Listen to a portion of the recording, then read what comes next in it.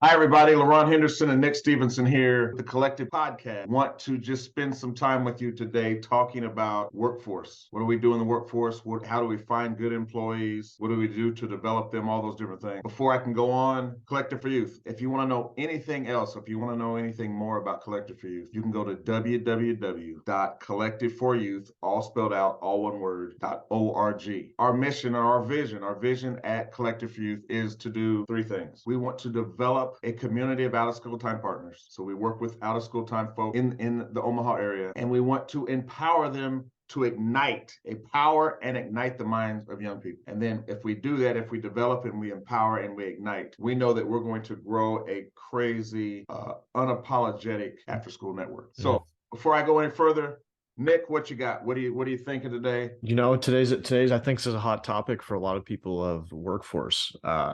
We all are, every industry's feeling it. After school is no different. And so we're going to dive into a bit about what that looks like, what some of the solutions, if you will, could be, or just like what's going on with it, right? What can we do in the roles that we have to kind of keep the staff that we do have so we don't experience that turnover? Or how can we even just recruit staff so we don't have to experience that turnover too? So that's where we're headed today, folks, is all about workforce. So gear up, buckle in, here we go. Here we go. I guess the thing that comes to my mind is when we talk about workforce, I think about the how I was brought up. It may be different with you, how you were brought up, but the where we heard our parents say, go to school, get a good job, or go to school, get a good education, so you can have a good job, so you can have a good life. And that's kind of the path that many people take. Now we're at different generational levels. Nick, is that the same thing that you were brought up with?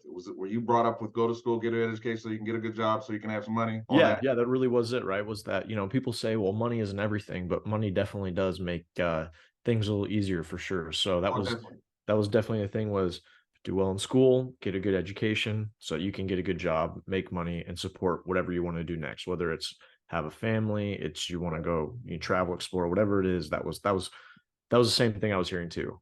Right.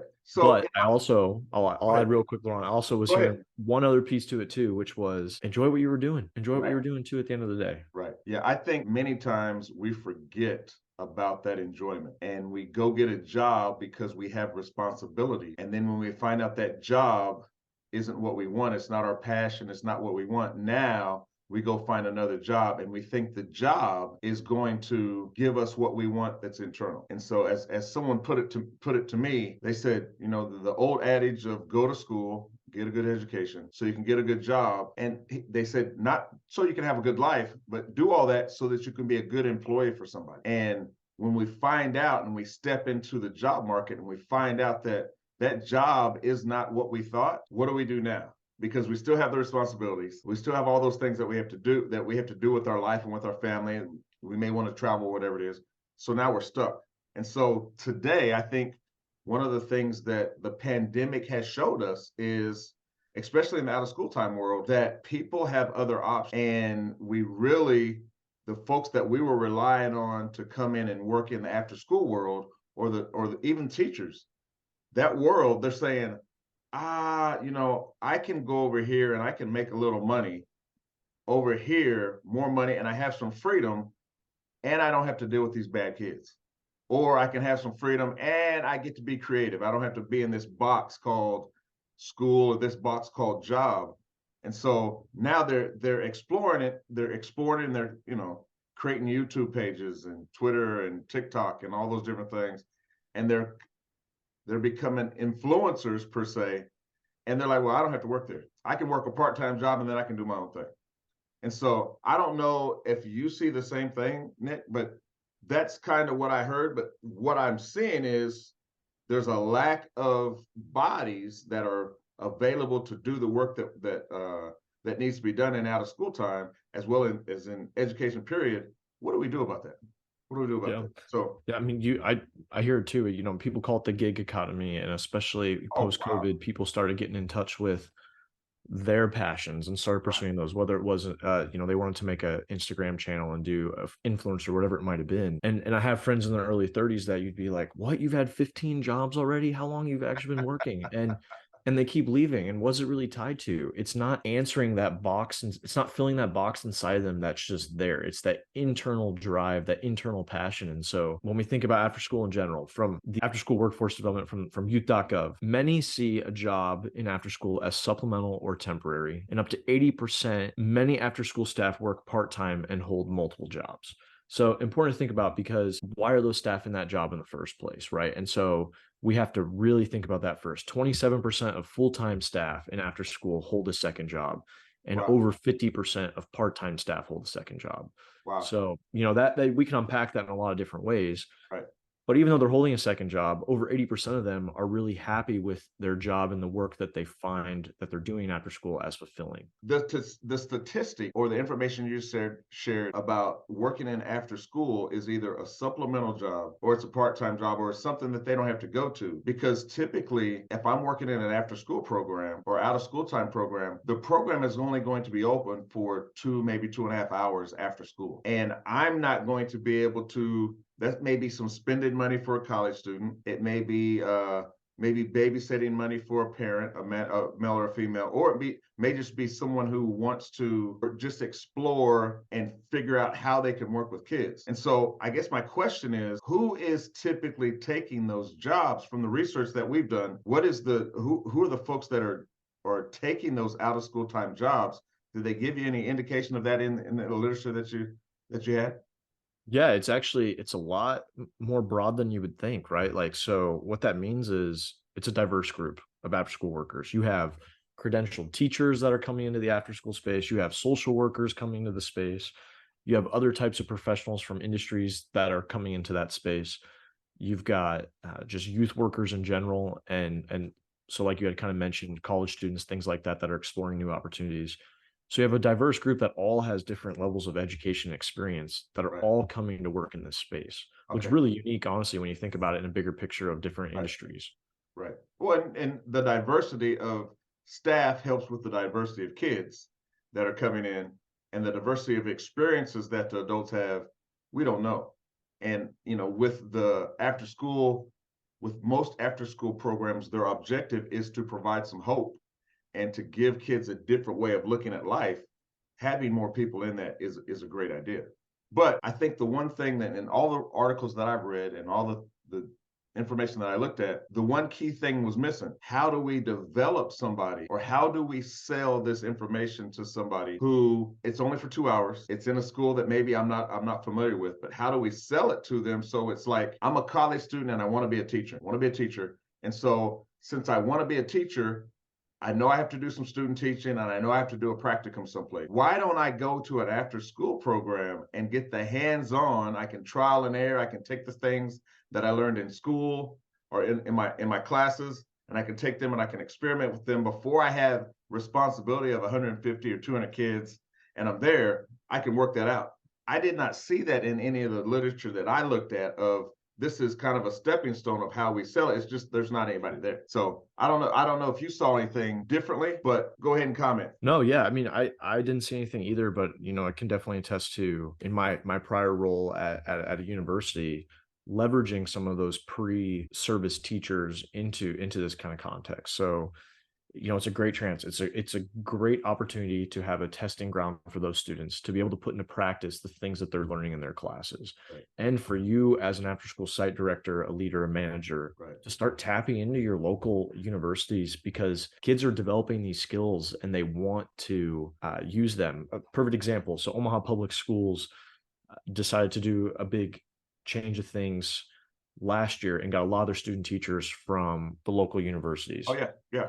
And they ended up retaining 50% of them as teachers into that district. Oh yeah. So the after school world can be no different of providing those pre-service teachers Right. with the opportunity to do what they do. Right. And now they feel more of a connection to not only that school and community, but now they might come back and answer the bigger workforce question tied to educators during the school day. And what better way to go into the classroom prepared rather than going in unprepared? You don't know. At least you can figure out what worked for you at after school, what didn't work for you, what you have on your backpack or in your backpack when you go in. Because when I was in teacher college was great. but they did not necessarily teach me how to deal with parents or people in the program. They taught me, in a sense, they gave me some curriculum about how to teach a certain subject, how to deal with some human relations on some things that I that I wasn't supposed to say. But at the end of the day, you go through the practicum and then you go through student teaching. Depending on the student teacher that you have supervising you, you may only be in that class. You may only be ahead of that classroom for maybe a month and a half. Mm-hmm. And so you're going to learn everything as a 20 something. You're going to learn everything that you need to know in that year and a half. And then the next semester, they're going to hire you for this job and you're going to be a superstar. I think, in my opinion, I think that sets you up for failure, because then you don't know what you're getting into and you're kind of burnt out.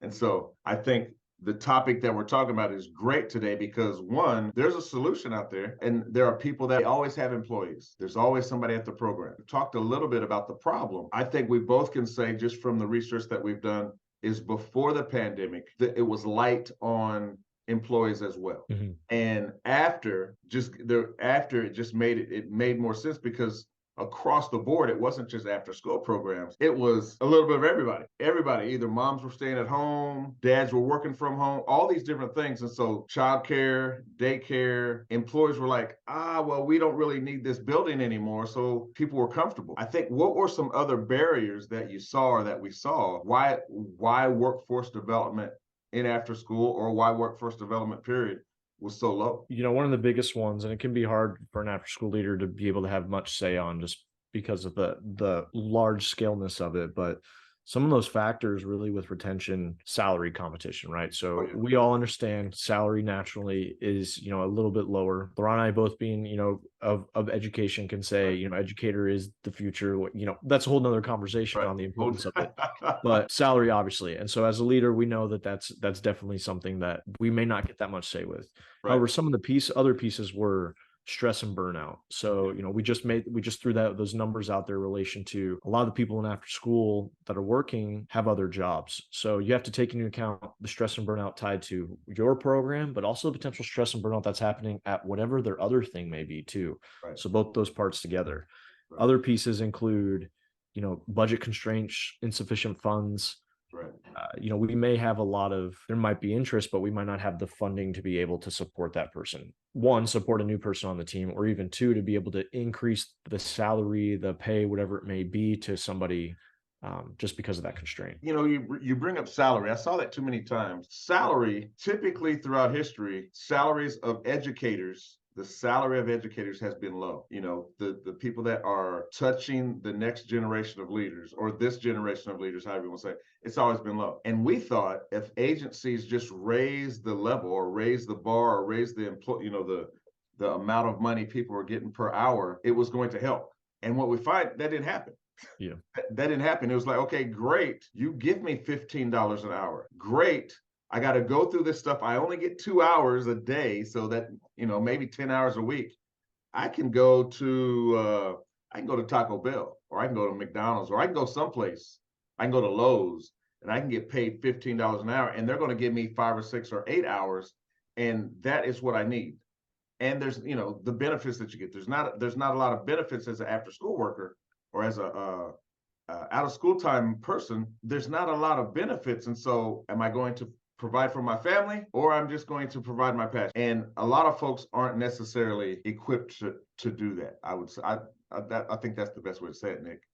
Yeah. And even the barrier too of childcare, for instance, right? So like some of these professionals, they might have a young student or a young child that's in daycare, or they might have a child that is in school. And so even if they want to be able to be a part of that after school time, they don't have a spot for childcare. And so, maybe that's another conversation. I didn't find anything in there, but maybe there's the incentive of, if that person comes to be a staff member, maybe you allow their student, if it's the right age group, to also be a part of the program, because now that student's looked after, but now you also get somebody who might be interested in being able to support your after school program. Yeah, I think that's a great point, because if I have to work for $15 an hour, 10 hours a week, but I have to pay this daycare or this childcare worker half my money, I don't know if I want to do that, because I still got to eat. I still got to put gas in my car. I got to buy clothes. I still got to provide. But it brings my mind to a particular point of your salary great. But I think many times when it comes to the skills that teachers have, other than just teaching, I think we don't put enough emphasis on that. So as we talked earlier, as a teacher, I have the skill to teach. Okay. I know I can be in front of a classroom and I can talk to folks. Okay. But are they paying me for my skill? My skill, if I just say it wrong, I'm a negotiator. I'm a facilitator. I'm an administrator. I'm organized. I'm all these things. And so now I don't, as a person who is looking for employees, if I can sell them on here's what I'm looking for, but then I can help the teacher or help the person who is maybe they want to be an accountant, or maybe they want to do something that here are the skills you're going to learn by working in this after school program, it changes everything. Because now I'm not babysitting kids, because I think sometimes out of school time or teachers, we're babysitting kids. And I don't want to babysit kids. You don't want to babysit kids, but here are the skills that I'm learning. And I think once we just change the narrative or change the language around what that looks like, I think it changed everything. Yeah. There's too much negative connotation of what after school is. Even though Right. you see everywhere the value, it's a bipartisan thing, the value of after school. Right. It still is too much. If somebody says, "Hey, yo, I work in after school," the first thing that other person's going to think of oftentimes is, "Oh, you're a babysitter in after school. You're just watching Yep. these kids." Yep. But if we can change that narrative to be, I'm providing innovative, engaging, quality programming, something different than what they get during the school day to have new experiences, that changes everything. Right. So over time, I think we've talked enough about maybe the problem, or we've talked about, okay, here's what is not happening. But in our research, we found some things that folks are doing that help, that really help the person, help the program, but increase the skills. And so I know in OPS, we talked about this earlier, but in OPS here in Omaha, if you're trying to move up the ladder and become a teacher, since there's such a shortage, if you're a paraprofessional, they will give you a scholarship to go to a university to complete your teaching certificate. I think in an after school world, if those who partner, let's just say in our network, there may be an organization that wants to partner with, or if we partner with the local junior college, and we create these programs so people can raise the level of their skills. If it's in writing, if it's in uh, speech, whatever it is that they're lacking, we raise that level, and then they feel confidence to go in. They feel confident to go back to their program. But I think those incentives really, really work. What do you think? Yeah, I mean, I think the incentives work, and people are craving for their own development too. So, one of the things is, you mentioned upward mobility, and that definitely lacks in some ways. And so, if you have a staff member that Right. you notice that there's this passion for what they're doing, check into some avenues that might be available through your local colleges or local education systems tied to being able to do what LaRon had just said, the mobility to becoming a para, and then eventually a teacher, and maybe there's scholarships tied to that, because of the shortage right now. We want to get more people into it. The other things that I've seen is just career advancement opportunities in the sense of Right. trainings. So, you have staff, and if staff don't feel valued or that they're continuing to develop, they're going to soon more often than not walk away. Right. So what's the training that you have structured or provide the opportunity to your staff to be able to do? And those trainings, right, could be everything from DEI to classroom management to even personal based things of budget literacy, all the whole gambit. They're people too. Like, Right. first and foremost, they are people. They're not just a cog in the wheel to have this thing work. So how can we get to those pieces of themselves for their development? That's good. That's good. I think along with that development, I think we've seen some pretty good models, but I think overall there's a lack of coaching. And so I may know what I want to do, and I've gone to this training, and the training was great. The training was super. But when I go back to my program, one, there are many things going on in the program. So what do I do?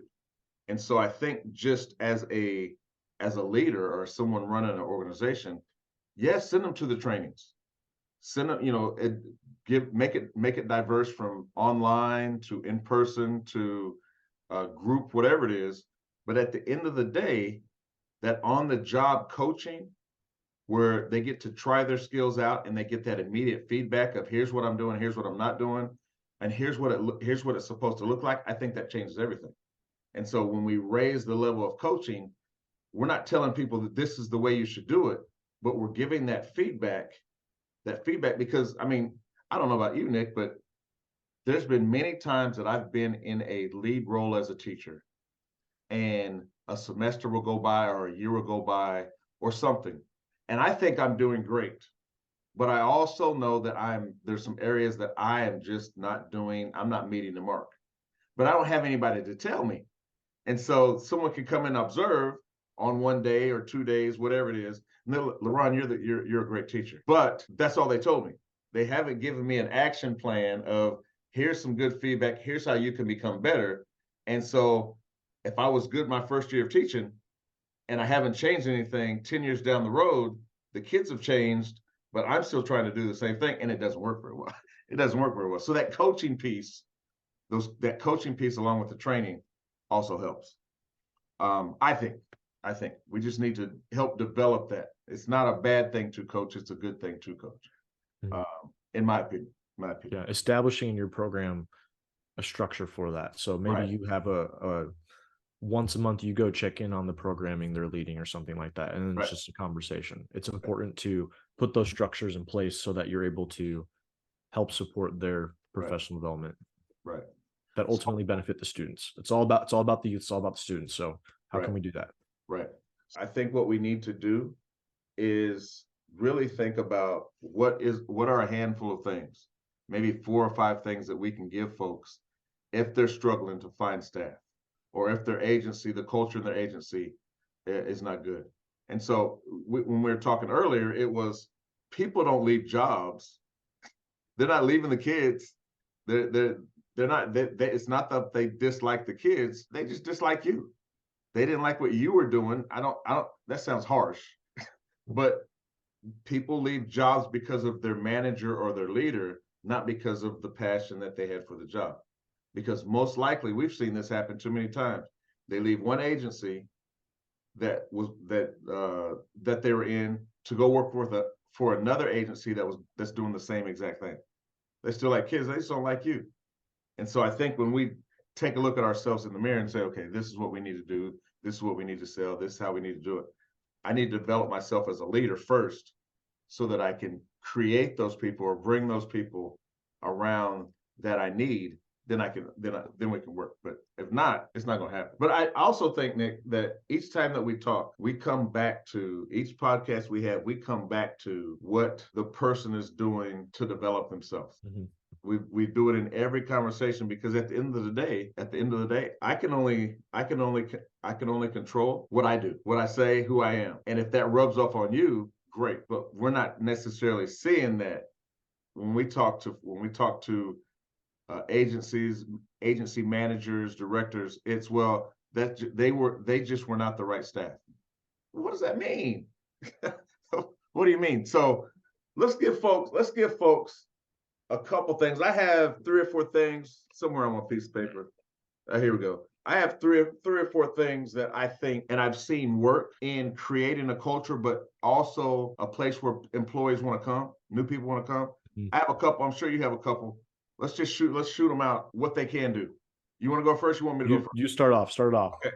I think the first thing when we're looking at this workforce development, I think we have to look at our agencies first. And so, is your agency a safe place for a safe place that people want to be at? What does safe mean? Is it emotionally safe? Is it psychologically safe?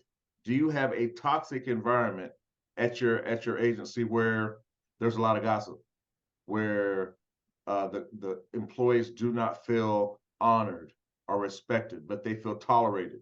Is it diverse? All those different things. Are you talking a language? What's your hierarchy? Are you talking to people or are you talking at people? I think creating that safe place that people can come in, that they feel loved, that they feel like, okay, Nothing is going to harm me here. And I think you said it earlier. Now there's some upward mobility, because at the end of the day, when you're working with nonprofits, the upward mobility, it may not be there, but you may be able to see, I'm safe here, I can learn and I can grow without being criticized. That would be my first one that I would tell folks. What about you? Second one, I think especially for the managers, LaRon had already said it, tied to people. People leave jobs because of people and because of culture. So really think about, have a moment and reflect on, am I creating an environment that is supportive of my staff and my team? Yeah. And what can that look like? Well, things that have looked successful, tied to, is an environment where people don't have fear to try new ideas or present new ideas. Is it an environment where they may come to you and say, I have something I really need help with, or I want to learn on? Right. And you being supportive to, I don't have the answer, let's go find it, or let's put you in touch with the training. Is it an environment where they know that you're going to be there to help coach them through something and have that conversation and help develop them, but also that they know they can approach you on, hey, I'm skilled in this area and I see you might be struggling. How can I help you too? Right. It's a give and take. It's not just, you're not just doing it all. It's a team effort. So I think one of them is really looking back at, how is your culture supporting your staff on an individual level, but also between each other as an entire staff. So think of your staff as a team, a soccer team, a football team, whatever it is. Each staff is one position, but Right. without everybody together, it's not a team. It's just a bunch of individuals. So think about that. How are you supporting in what you're doing and leading in that work, in that after school program? That's good. If I can just piggyback on that, I think too many times people get in a job and that support is not there. And it's just assumed that they know what they're doing in this new position. And so they don't. And so they gotta have some support. I think that's very good. Have, have you ever heard of the Peter Principle? Peter principle. I've not, no. The Peter Principle, I'm going to give you, I can give you my words, but the Peter Principle is an observation that the tendency in most organizational hierarchies, such as that of a corporation, is for every employee to rise to the hierarchy through promotion until they've reached the level of representative incompetence. So my words would be, you get hired and you continue to make steps and grow up in the organization until there's something that you can't do, and then you fail.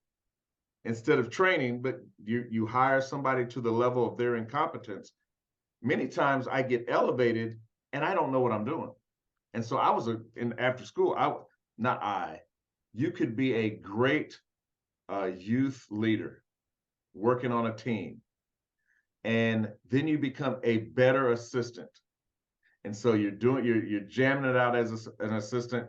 Then you get to the director position, site director position, and all hell breaks loose. And staff are leaving, program. You were good at those other two, but as a site director, there's a whole bunch of other things that are going on that you just don't know about. And so your level of your incompetence was site director. Bam, I can't do it anymore. We see it also in our program of managers. I was a great youth leader. Then I was a great site director. Then I become a manager, and the skills that I need to manage people just aren't there. And then it's like, well, you're not any good anymore. No, you're still good. You just needed some coaching. So I think that support as you continue to raise up, I think that's very important. Very important. Number 3 would be interaction. Is there some interaction? Is there group work? And do I feel part of a team? I think the thing that I've learned throughout my life is everybody wants to belong to something. And when they're not on the island, but they want to belong to, if it's group work, if it's projects, if it's a community, I want to be part of something that's bigger than me. And when I don't feel that I'm part of something that's bigger than me, then why am I doing it? I mean, you and I both have kids, and I didn't I didn't continue to have kids thinking, wow. I didn't continue to have kids thinking this is going to be a bummer. I'm like, the possibilities of the Henderson nation growing are pretty big. And so you growing a family, you're thinking big picture. You're not thinking they're going to be a part of our legacy. We're going to have family. I'm going to be a grandparent or all those different things one day. I think they want to belong. And so when you give people a place where they can interact with each other and belong, I think that's key. What do you think? I think that's key, and I think that also gets the idea of when you start finding those people that can interact with each other, you're starting to create something, and then a way to recruit from that is to have them go find people that they think would fit that. So good. LaRon and I have talked in the past about the Chick-fil-A model. So if Chick-fil-A. put this as a spin for Chick-fil-A, whatever, but a lot of their recruitment is just tied to that person goes talk to their people. And so when Yep. you started to work on creating that culture and Yep. you've identified some of those people that are jiving, have them go find people that they think would Right. jive with that culture. And that's going to start changing more easily, honestly, Right. your team based off of those people bringing in, don't want to say like-minded per se, but Right. like culture individuals into your team. Yeah. Well, and I mean, if you're a good person and you have some ability, you have some character about you, 9 times out of 10, you have people around you that are doing the same thing. Mhm. You're an influencer in some way. And so what better way? Hey, Nick, I'm doing this. Why don't you come and do this with me? Not I'm trying if not I'm trying to find somebody who is totally opposite. But I think that that way of recruiting has left us in many ways because people, I don't want to say it like this, people are just not trustworthy anymore. And who you are is not who you are until I find out something. But that's a whole nother story. You got one more thing that folks can do to increase.